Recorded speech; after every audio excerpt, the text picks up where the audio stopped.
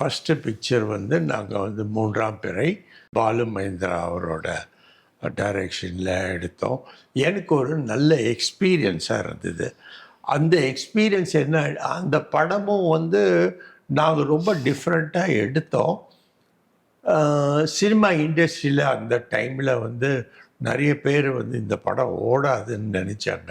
ஏன்னா ரொம்ப கிளாஸாக இருந்தது அப்படின்னு. பட் எங்களுக்குள்ளே வந்து ஒரு கான்ஃபிடென்ஸ் இருந்தது. படத்தை ரிலீஸ் பண்ணோம். நல்ல பெரிய அளவுக்கு அது பேசப்பட்டது. ப்ரெஸ் எல்லாம் ரொம்ப நல்லா ப்ரேஸ் பண்ணாங்க. அந்த மாதிரி நேரத்தில் தான் எனக்கு வந்து இந்த படம் வந்து கமர்ஷியல் சக்ஸஸும் ஆச்சு. கமர்ஷியல் சக்ஸஸ் ஆன உடனே எனக்கு வந்து ஒரு மைண்டில் வந்து சரி இதே மாதிரி படங்கள் எடுக்கலாம் அப்படின்னு சொல்லிட்டு அப்புறமா வரிசையாக உங்களுக்கு தெரியும் கிழக்கு வாசல், இதயம் எல்லாமே வந்து ஒரு சைடில் நிறைய ஆமாங்க. அதே மாதிரி பேரலாக பார்த்தீங்கன்னா நான் சத்யா மூவிஸில் வந்து ஆரம்பி சார் கூட இருந்து அந்த ஆஸ்பெக்ட் ஆஃப் ஃபில்ம் மேக்கிங்கு நான் அவர்கிட்ட ஒழுங்காக கற்றுக்கிட்டேன்.